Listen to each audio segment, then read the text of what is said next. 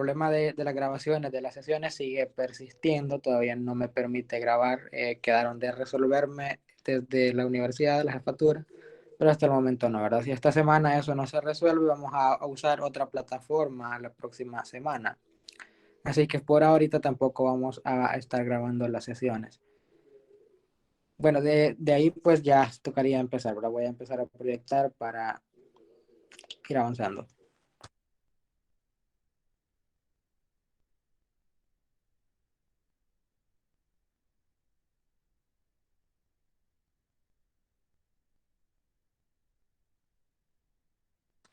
Me avisan cuando puedan ver, por favor.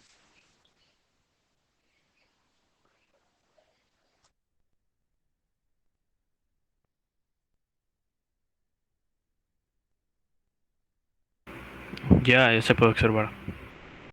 Ok, gracias. Bueno, pues bien, ¿verdad? La lógica de las discusiones va a seguir siendo la misma que seguíamos en el ciclo pasado, que básicamente pues resolver ejercicios. Aquí teoría a lo mucho se va a dar algún repaso de un concepto bien puntual, pero no es como en clase que vemos toda la parte teórica. Las discusiones no, ¿verdad? Aquí solamente son ejercicios.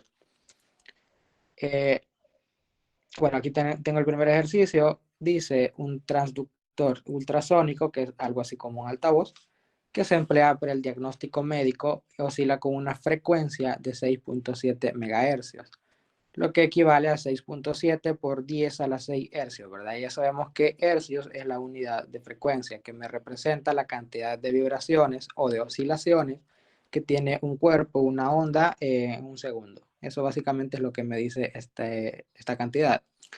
La pregunta es cuánto tarda cada oscilación y qué frecuencia angular tiene. Con la primera parte que dice cuánto tarda cada oscilación, pues nos está haciendo referencia a lo que le llamamos el periodo, ¿verdad? Que el periodo es el tiempo que tarda en realizarse una sola oscilación. Entonces, si nos preguntan cuánto tarda una oscilación, pues nos están preguntando el periodo, que nosotros lo vamos a distinguir con una letra T mayúscula. El periodo, una vez que nosotros conocemos la frecuencia, como aquí pues ya tenemos la frecuencia, aparece por aquí, 6.7 MHz, pues es simplemente el inverso de la frecuencia, es decir, 1 sobre la frecuencia, tal como tengo aquí esta ecuación. Esto es el periodo, es una forma de calcularla. Si nosotros conocemos la frecuencia, sacamos el inverso y nos va a dar el periodo. Si dividimos 1 sobre 6.7 por 10 a la 6 hercios, que es mi frecuencia, me va a dar 0.5 microsegundos. De esta manera. Eso sería mi periodo de tiempo. Este tiempo, 0.15 microsegundos, es lo que tarda en realizarse una sola oscilación. Ahora, la frecuencia angular. Para calcular la frecuencia angular, pues siempre vamos a hacer uso de la frecuencia. Con la única información que nos den sea la frecuencia, nosotros podemos calcular muchas cosas. La frecuencia angular y el periodo son dos de ellas. Para la frecuencia angular, pues hacemos uso de esta ecuación. 2pi multiplicado por la frecuencia. Importante que no confundamos la frecuencia y la frecuencia angular. La principal diferencia es que la frecuencia angular viene dada en radianes. Al incluir esta unidad de radianes, pues tenemos que multiplicarla por 2pi, ¿verdad? Que es la que nos da esa unidad de radianes. Entonces, si multiplicamos 2pi por 6.7 por 10 a la 6 hercios, me da una frecuencia angular de 4.2 por 10 a la 7 radianes sobre segundo. Ya les expliqué que esto de radianes sale esta unidad de multiplicarlo por 2pi, que 2pi pues es una vuelta completa de una circunferencia, como ya sabemos, 2pi radianes es una circunferencia completa. Y el 1 sobre segundo, que es hercio, pues aparece aquí, ¿verdad? El 1 no aparece aquí arriba, pero es como si lo tuviéramos de esta manera. 1 sobre segundo, que eso es hercio, ¿verdad? Pero lo dejamos así, radianes sobre segundo. De esa manera vamos a indicar siempre nuestras frecuencias angulares en esa unidad, radian sobre segundo. Aquí pues ya vimos, ¿verdad? Y este ejercicio simplemente es como para repasar esos conceptos de periodo y de frecuencia angular, para tenerlos ahí frescos. Ahora pasamos al ejercicio número 2. Este ejercicio dice un resorte que se monta horizontalmente con su extremo izquierdo que está fijo, lo conectamos con una balanza de resorte al extremo libre y tiramos hacia la derecha, como aparece aquí en la figura 13.8a. Determinamos que la fuerza de estiramiento es proporcional al desplazamiento y que una fuerza de 6 newtons causa un desplazamiento de 0.030 metros. Hasta acá, ¿qué nos están contando? Que si nosotros estiramos un resorte, ese estiramiento va a ser proporcional al desplazamiento. Es decir, entre más estiramiento, más desplazamiento vamos a tener. Lo otro que nos cuenta es que si nosotros aplicamos una fuerza de 6 newtons, acá tenemos la balanza, ¿verdad? Aplicamos una fuerza de 6 newtons a la balanza, eso va a causar un desplazamiento. Inicialmente este resorte estaba aquí, en x igual 0. Cuando nosotros le aplicamos una fuerza de 6 newtons hacia la derecha, en el sentido del positivo del eje de las x, nos va a dar un desplazamiento de 0.030 metros, este que tenemos por acá. Luego nos dice que esta balanza la vamos a quitar y vamos a conectar un deslizador de 0.50 kilogramos. Ahora, eso está otra figura. Ya ven, ya no aparece aquí la balanza, sino que aparece este tipo bloque que se desliza, que tiene una masa de 0.50 kilogramos. Y vamos a tirar de él hasta moverlo 0.020 metros por una pista de aire sin fricción. Aquí vamos a ignorar la fricción, ¿verdad? Lo vamos a soltar y vemos cómo oscila. Entonces, inicialmente aquí estaba nuestro resorte en x igual 0. Lo que nos dice es que al quitar la balanza y poner este deslizador, lo vamos a tomar desde el reposo en x igual 0 y lo íbamos a estirar a 0.020 metros, ¿verdad? Hasta esta posición. Y en esa posición lo íbamos a soltar y ver cómo oscila. La experiencia nos dice que al soltarlo, por la fuerza que está ejerciendo el resorte, va a moverse hacia allá, va a llegar a cierto punto donde va a perder la energía elástica y va a regresar y a empezar a oscilar de esta manera, ¿verdad? Lástima que no hay una simulación para que lo podamos ver, pero creo que lo podemos imaginar. Se movería en este sentido, de esta manera. Bueno, entonces nos preguntan, nos piden más bien que determinemos la constante de fuerza del resorte.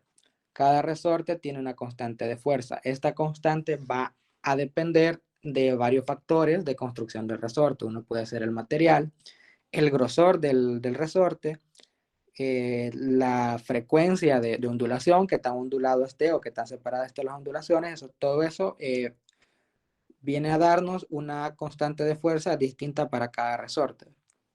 Entonces, para este caso, nosotros vamos a determinar esa constante de fuerza. Y también nos piden calcular la frecuencia angular, la frecuencia y el periodo de oscilación para la oscilación que nos estaban describiendo aquí al final.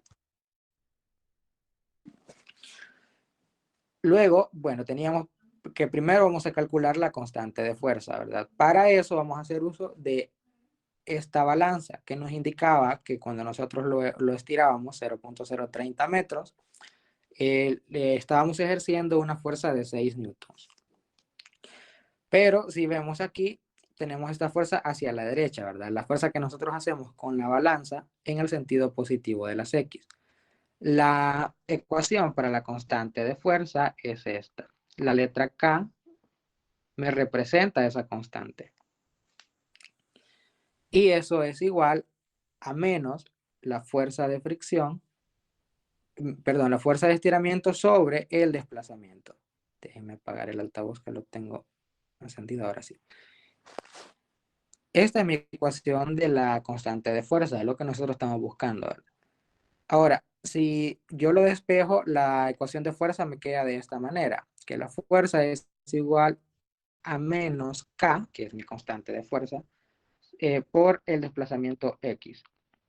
Usando la primera que habíamos establecido, pues vamos a reemplazarlo aquí en la ecuación. Tenemos que K es igual a menos 6 newton sobre 0.030 metros. Ahora, aquí quiero que entendamos algo, más bien ver si alguien lo puede ver y si no, pues yo les explico qué pasa ahí. Tenemos aquí en la figura y de igual forma teníamos en la descripción del problema que la fuerza que nosotros ejercíamos hacia la derecha con la balanza era de 6 newtons, positivo. Sin embargo, vemos que aquí nos dice la fuerza que el resorte ejerce sobre la balanza es de menos 6 newtons. De igual forma, a la hora de reemplazarlo en la ecuación de la constante del resorte, lo consideramos negativo. ¿Alguien puede ver por qué?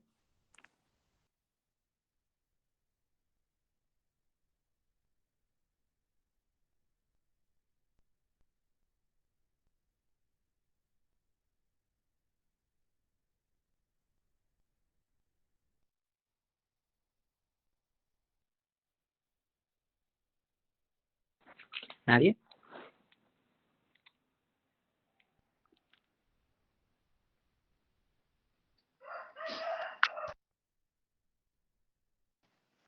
O empiezo a preguntar al azar de la lista.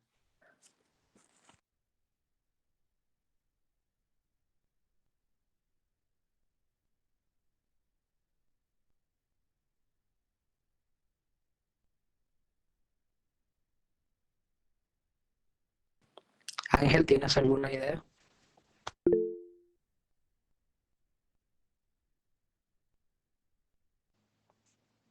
Si quieres, puedes activar el micrófono y explicar quién fue que escribió. A ver, Josué.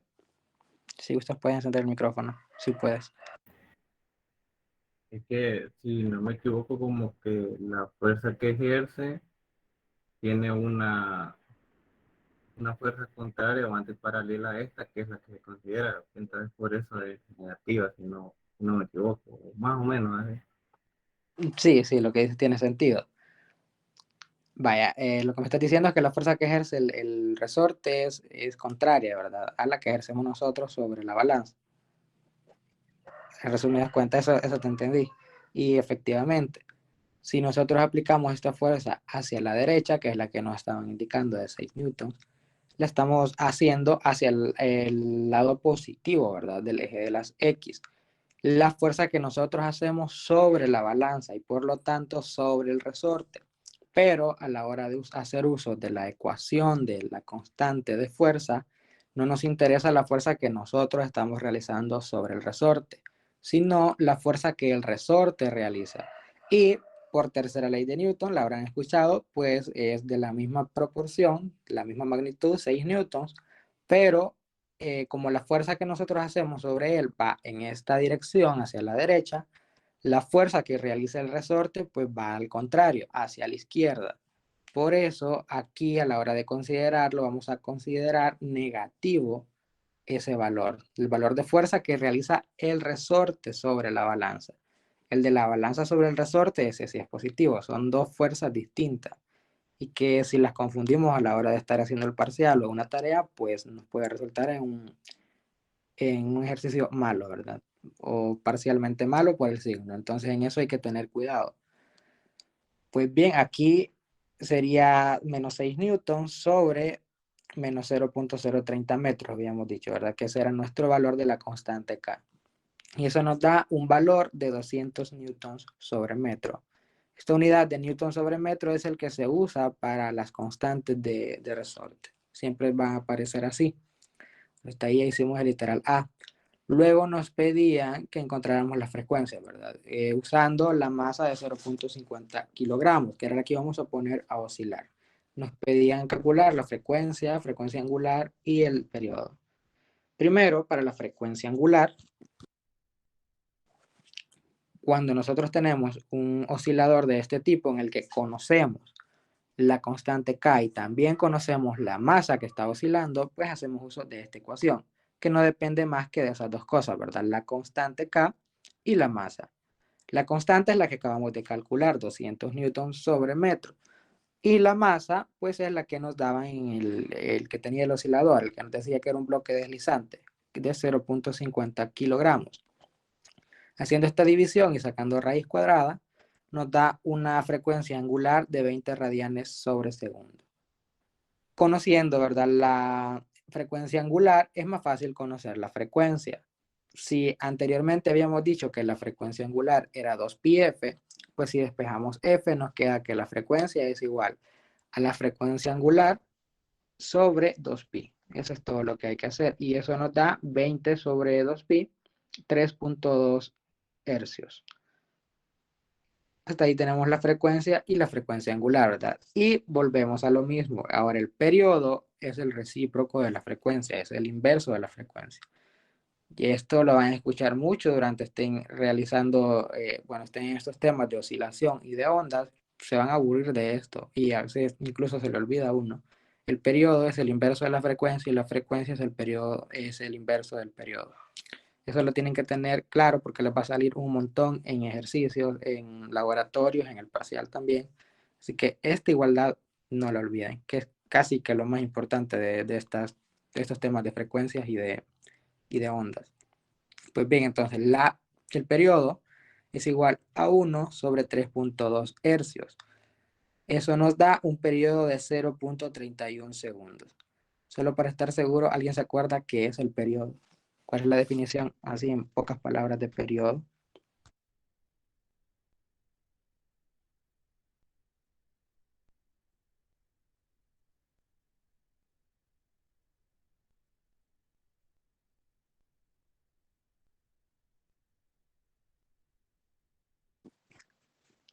Nadie.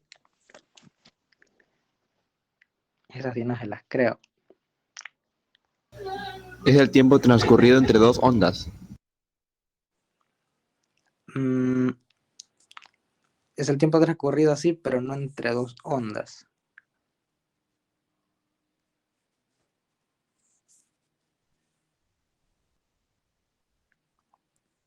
Hemos dicho que era el tiempo en que tardaba un cuerpo oscilante en realizar una oscilación.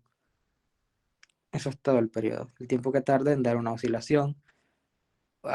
Podemos tenerlo, por ejemplo, en una rueda de un auto, el tiempo que tarda en dar una vuelta a esa rueda. Ese sería su periodo. En una onda, pues sería el tiempo entre cresta y cresta o entre valle y valle, por si ya vieron esa parte de onda. Si no, ya vamos a ver un ejercicio más adelante. Pero en esencia el periodo es eso, el tiempo que tarda en dar una oscilación. ¿No hay ninguna pregunta hasta acá?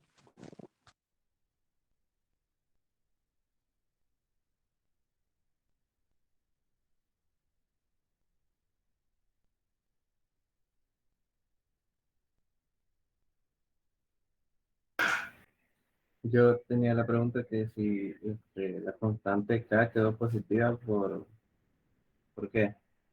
Porque, bueno, Ok, uno al hacerlo en la calculadora queda negativo, y yo por eso tenía la duda. vaya. La ecuación que tenemos aquí de K, había dicho que era esta, ¿verdad? K igual a menos la fuerza sobre el desplazamiento. Al sustituirlo, este menos siempre lo vamos a dejar aquí. Y en este caso específico, la fuerza también es negativa. Entonces, este negativo con este negativo se vuelve positivo. Por eso es. Sin embargo, cuando tengas la fuerza positiva, la constante sí te va a dar negativa. Es de no perder de vista este signo menos. A eso te referías, ¿verdad? Sí, sí, a eso era. Muchas gracias. Bueno, ya saben, cualquier cosa, pues pueden preguntar. Seguimos, ¿verdad? Con el ejercicio número 3. Vamos a seguir siempre con este mismo sistema que el que habíamos descrito anteriormente. Nos dice que vamos a usarlo el mismo con esta constante de 200 newtons sobre metro y la misma masa, 0.50 kilogramos. Pero esta vez vamos a impartirle al cuerpo un desplazamiento inicial de 0.015 metros y una velocidad inicial de 0.40 metros sobre segundo. Ambos positivos, tanto el desplazamiento como la velocidad. Nos piden determinar nuevamente el periodo, la amplitud y el ángulo de fase del movimiento. Pues los datos son, ¿verdad? Tenemos el movimiento inicial de 0.015 metros, el desplazamiento, y la velocidad inicial de 0.40 metros sobre segundo. El periodo va a seguir siendo el mismo que encontramos en el caso anterior, que era de 0.31 segundos. Porque en estos casos el periodo no depende de la amplitud, solo va a depender de los valores de la constante y de la masa. En ese ejemplo también determinamos que la frecuencia angular era de 20 radianes sobre segundos. Ahora, haciendo uso de esta ecuación, que es la ecuación de amplitud, vamos a encontrar primero eso, porque nos preguntaban, ¿verdad? El periodo, la amplitud y también el ángulo de fase. Vamos a empezar con la amplitud, porque el periodo ya determinamos que es el mismo que en el caso anterior, este de aquí. Entonces no necesitamos calcularlo nuevamente, ya está ahí. Ahora, para la amplitud tenemos esta ecuación. Nos dice que la amplitud es igual a la raíz cuadrada del desplazamiento inicial. Siempre que nos aparezca este cero pequeño aquí abajo, representa el desplazamiento inicial. Lo mismo en la velocidad. Este cero pequeño me representa la velocidad inicial. Entonces, la posición inicial al cuadrado más la velocidad inicial al cuadrado sobre la frecuencia angular también al cuadrado. El desplazamiento inicial, pues nos lo daba aquí el enunciado del ejercicio. Nos decía que era 0.015 metros, ¿verdad? Este que tengo por aquí. Y la velocidad inicial también era 0.40 metros sobre segundo. La frecuencia angular, esa pues ya la teníamos del ejercicio anterior, que era 20 radianes sobre segundo. Así que todo lo que tenemos que hacer es sustituir los valores aquí.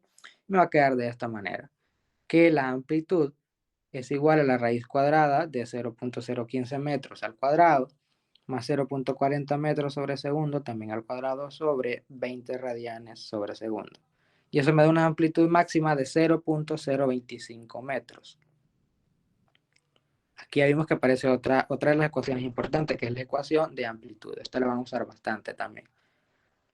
Ahora, para el ángulo de fase, eso está bastante sencillo, bastante accesible de hacerlo. Esa ecuación es solamente vamos a aplicar esto. El tangente inversa de menos, este signo menos, también no hay que perderlo de vista, menos la velocidad inicial sobre la frecuencia angular por el desplazamiento inicial. Esos valores ya los conocemos, decíamos, ¿verdad? La velocidad, desplazamiento y frecuencia angular. Pues sustituyendo nos queda esto, que el ángulo de fase phi es igual a la tangente inversa de menos 0.40 metros sobre segundo sobre 20 radianes sobre segundo por 0.015 metros. Y eso me da un valor de menos 53 grados. Si lo quiero pasar a radianes, pues eso me va a dar menos 0.93 radianes. Eso ahí tendríamos nuestro ángulo de fase, ¿verdad? Eso sería todo en este ejercicio. ¿Alguna pregunta?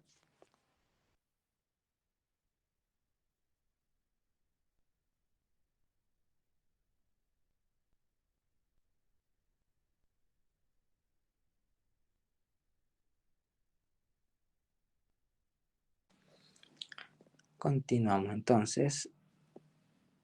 Ese sería el ejercicio número 4. Vamos a seguir en el mismo ejemplo, ¿verdad? Vamos a seguir calculando cosas con la misma situación, los mismos cuerpos que teníamos en los dos ejercicios anteriores. Aquí nos recuerdan que el valor de la constante era 200 newtons sobre metro, la masa 0.50 gramos y la habíamos soltado del reposo en x igual a 0.020 metros. Ahora nos están pidiendo calcular las velocidades máximas y mínimas que alcanza el cuerpo al oscilar. Nos piden también que calculemos la aceleración máxima y que determinemos las energías total, potencial y cinética en esta posición. Aquí aparece otra ecuación, la velocidad en el eje de las X. Y la velocidad para cualquier desplazamiento X va a ser esta ecuación, que nos dice que la velocidad es igual a la raíz de la constante K sobre la masa, multiplicado por la raíz de la amplitud al cuadrado, menos el valor en X en el que nosotros queremos saber la velocidad. Es decir, si tengo un desplazamiento a lo largo de 1 metro, por ejemplo, si yo quiero saber cuál va a ser su velocidad en 0.50 metros, ese valor es el que yo voy a sustituir en esta X. Es decir, para cualquier punto en el que yo quiera saber la velocidad de ese cuerpo, es el que yo voy a sustituir aquí. Sin embargo, la amplitud esa sí va a permanecer constante, que aquí lo teníamos, que va a ser 0.020 metros, ¿verdad? Nuestra amplitud, que es lo máximo que va a alcanzar el cuerpo. Ahora, ¿cuál va a ser, en qué punto más bien vamos a obtener la velocidad máxima? ¿Alguien tiene una idea? ¿En qué valor de X nosotros tenemos la velocidad máxima, que es la que estamos buscando? Y la mínima también, ¿verdad? Eso es algo conceptual, no pensemos tanto en números. Imaginemos el movimiento y tratemos de contestar en qué punto voy a tener velocidad máxima y velocidad mínima.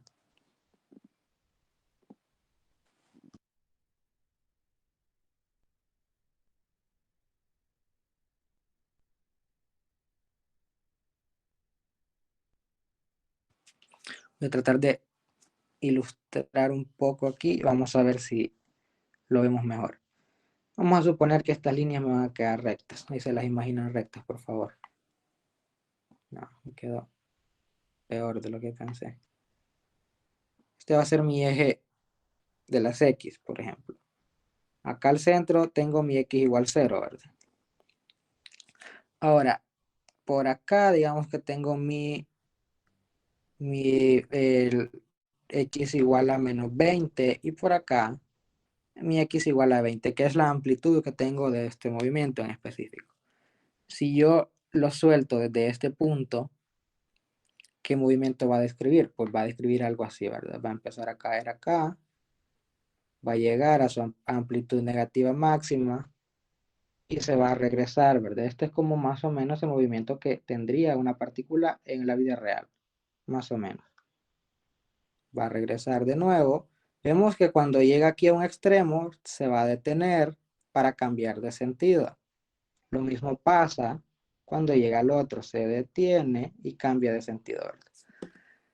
Entonces, ¿en qué posición de estas es donde voy a tener la mínima velocidad?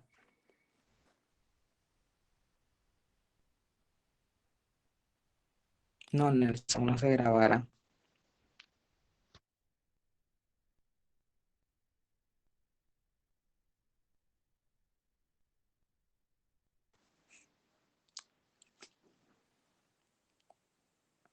Nadie puede ver en qué posición va a tener la mínima velocidad el movimiento.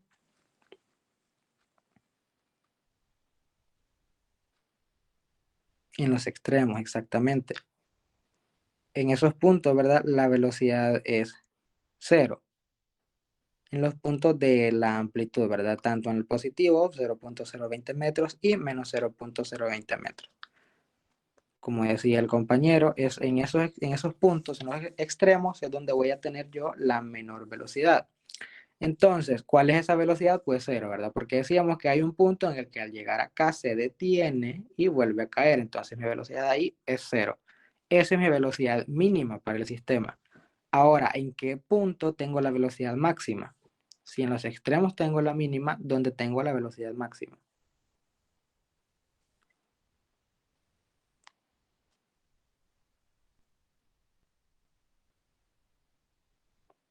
En medio, exactamente, que es el centro. Y el centro equivalía a, ¿qué dijimos? A X igual a 0, ¿verdad? Porque para acá empezamos a contar los positivos y para acá los negativos. Entonces, acá el punto en el que yo estoy buscando es X igual a 0. Si yo hago 0 esto, 0 al cuadrado, eso es 0. Y si le saco raíz a al cuadrado, eso me queda solamente A. Por eso aquí obtengo esta otra ecuación, un poco más corta. Pero ya vimos de dónde sale, ¿verdad? Ya vimos que no es arbitrario eliminar esta X, sino porque en ese punto yo obtengo la velocidad máxima. Por eso lo hice 0 este X. Entonces me queda que la velocidad en ese punto es igual a la constante K, raíz de constante K sobre M, multiplicado por la amplitud. Esos valores pues ya los conozco. El valor de la constante es 200 newtons sobre metro y la masa 0.50 kilogramos multiplicado por mi amplitud que era 0.020 metros. Haciendo esto me da una velocidad máxima de 0.40 metros sobre segundo. La mínima no es ni necesario calcularla. Eso me va a dar 0. Ya vimos que si con solo imaginarnos la situación, vemos que la velocidad mínima del sistema va a ser 0. Pero lo podemos hacer matemáticamente. Si yo aquí sustituyo la amplitud, ¿verdad? Tenemos 0.020 metros. Habíamos dicho que la velocidad mínima iba a ser también en los extremos, que eran 0.020 y menos 0.020. Cualquiera de esos dos valores que yo sustituya acá, como está elevado al cuadrado, se van a volver positivos, así que no importa. Y 0.020 menos 0.020 aquí me va a dar 0 dentro de la raíz, ¿verdad? Raíz de 0, eso es 0 también, multiplicado por esto otro, llego a lo mismo. Lo puedo ver matemáticamente o puedo ir e imaginarme la situación y hacerlo directamente. Hay veces que hacemos cálculos de manera innecesaria, ¿verdad? Cuando antes podemos detenernos a ver la situación y tratar de contestar algunas preguntas. Así que siempre traten de hacer eso. En este caso ya vimos que nos ahorraríamos muchos pasos haciendo solamente eso. Muy bien, velocidad máxima, decíamos 0.40 metros sobre segundo. Luego nos pedía calcular la aceleración máxima. Para la aceleración máxima simplemente hacemos uso de esta ecuación, que es menos k sobre m multiplicado por menos la amplitud. Este signo menos lo dejamos, 200 newtons sobre metros sobre 0.50 kilos multiplicado por menos 0.020 metros. Eso me da 8 metros sobre segundo al cuadrado. Esta sería mi aceleración máxima. Ahora, también me pedían calcular las energías, tanto la energía total como energía potencial y la cinética también. La energía potencial para este tipo de movimientos viene dada por, la energía total, perdón, viene dada por esta ecuación, 1/2 de la constante K multiplicado por la amplitud al cuadrado. Y eso me va a dar 1/2 por 200 newtons metros por 0.020 metros al cuadrado. Me da 0.040 joules. Esa es mi energía total. ¿Qué significa entonces? Que para cualquier punto en el que yo pueda calcular tanto energía cinética como potencial, la suma de estas dos energías me tiene que dar 0.040 joules. Siempre, para cualquier punto, me va a dar esta cantidad. Ahora, la energía potencial la podemos calcular en cualquier punto que nosotros queramos, porque esta es la ecuación. Energía potencial es igual a 1/2 de K por la posición en X donde nosotros queremos saber esa energía potencial. Ahora, si yo lo hago, puedo tomar cualquiera, como les digo. Si yo tomo los extremos, que es la amplitud, voy a volver a lo mismo de esto. En la amplitud, que es 0.020, si yo sustituyo acá ese valor, me daría este mismo valor, 0.040 joules. No me está contando nada, me está dando el mismo valor. Y si para ese mismo punto en que X es 0.020, yo puedo también calcular la energía cinética, pero la energía cinética me va a dar 0, porque como la energía cinética depende de la velocidad, y habíamos establecido que la velocidad en los extremos es 0, ¿verdad? Entonces, si yo aquí sustituyo 0, pues me va a dar 0 toda la energía cinética, y efectivamente, ¿verdad? Vuelve a ser congruente que aquí 0.40 más 0 es 0.040. Entonces, por eso, el único punto que vamos a evitar cuando estemos calculando energías potenciales y cinéticas son los extremos, porque suelen confundir ahí, o sea, no confundir, sino que no nos cuentan nada. Podemos elegir cualquier otro punto. Aquí yo, al azar, elegí este, 0.010 metros. Entonces, 1/2 por 200 newton metros por 0.010 metros al cuadrado, eso me da 0.010 joules. Necesito saber entonces la velocidad en este punto. ¿Cómo hago para conocerla? Pues vuelvo a la ecuación de velocidad, que era esta, ¿verdad? Y aquí en este valor de X sustituyo el valor que yo elegí, que era 0.010. Lo podemos realizar en la calculadora, pero nos va a llevar a este resultado, que esa velocidad, la velocidad en ese punto más bien, es 0.35 metros sobre segundo, esta que yo tengo por acá. Esta velocidad es la que el movimiento oscilatorio tiene en esta posición. Ahora sí, si yo hago aquí el cálculo, me da un medio de 0.50 kilogramos por 0.35 metros sobre segundo al cuadrado. Eso me da 0.030 joules. Esa es mi energía. Y nuevamente vemos que 0.010 más 0.030 joules me da la energía total, que es 0.040 joules. ¿Alguna pregunta hasta acá?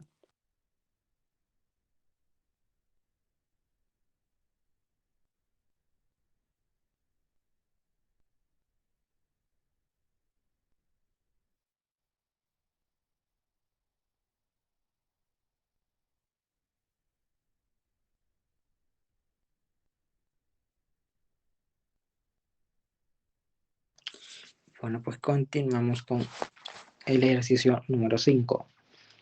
Este ejercicio dice, los amortiguadores de un automóvil viejo con una masa de 1000 kilogramos, el automóvil tiene la masa de 1000, ¿verdad? 1000 kilogramos.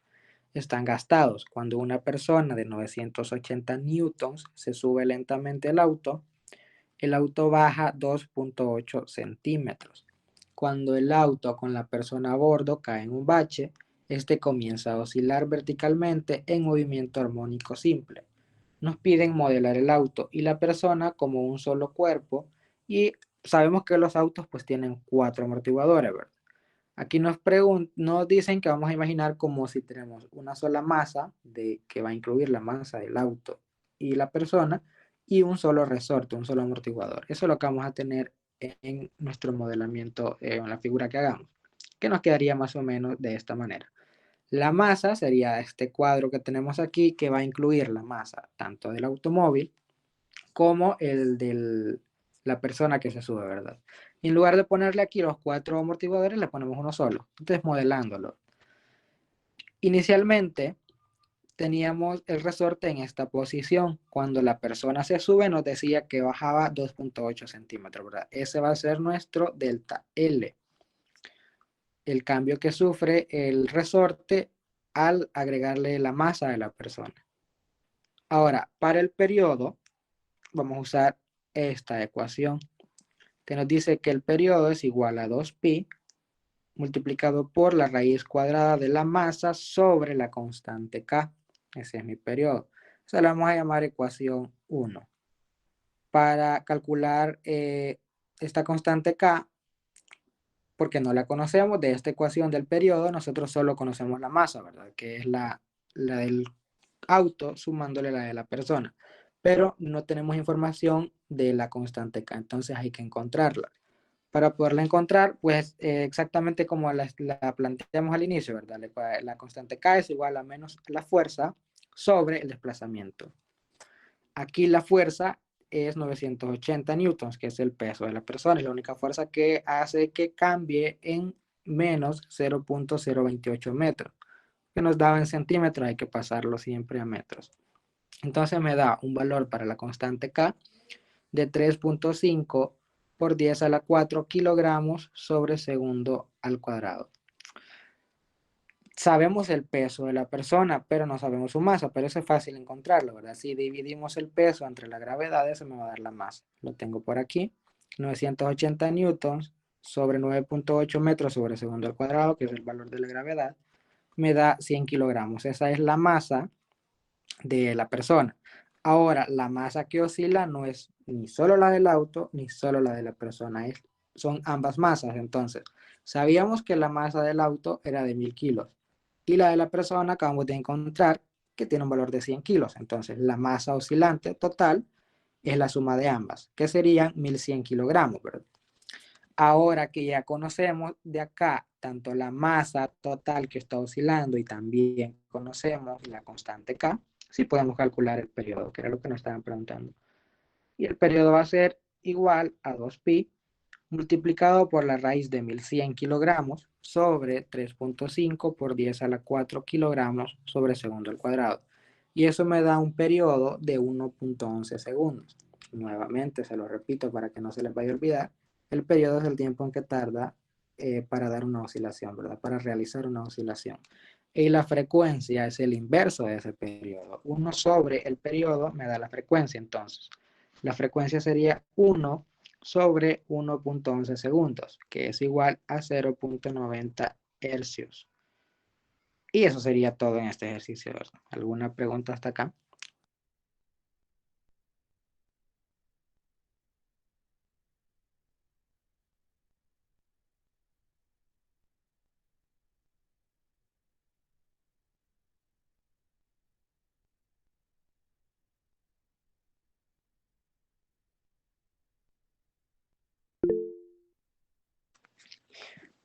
Vale, quería pasar a esto otro. Bueno, más bien, antes que nada, una pregunta. ¿Han visto solo oscilaciones o ya empezaron a ver ondas?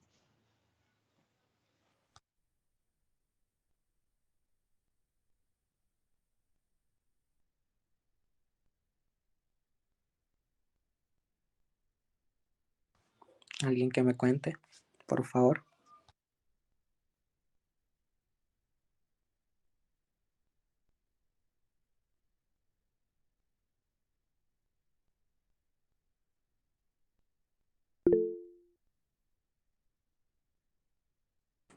Entonces la cuestión de ondas bueno, todos los distintos tipos de ondas sonoras y estacionarias todavía no lo han visto. En clase me refiero.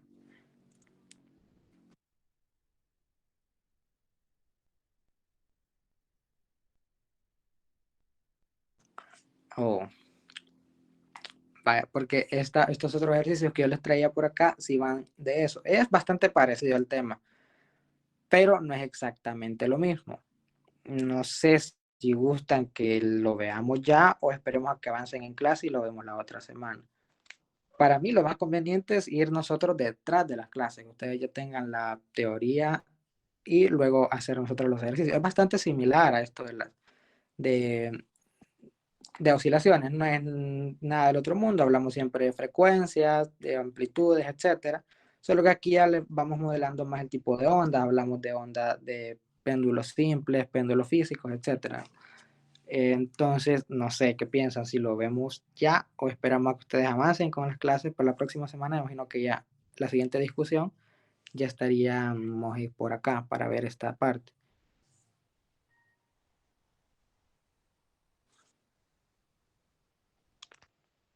A ver qué me dice alguien ahí.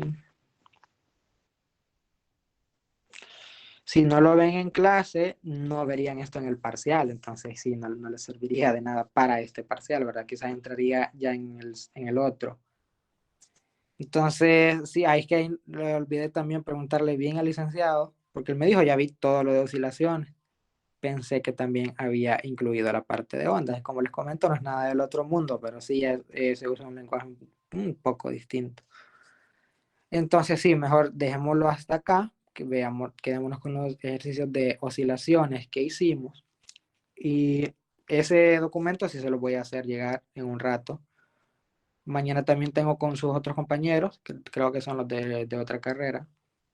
Y nos quedaríamos, si la próxima semana es de parciales, pues me imagino que me va a tocar ir a cuidarlos.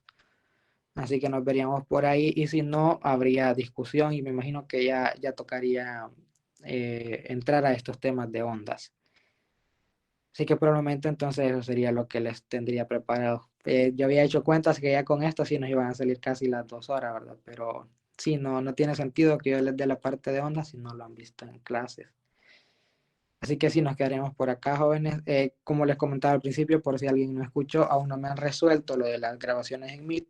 Si esta semana no me resuelven, usaremos otra plataforma, yo les estaré informando.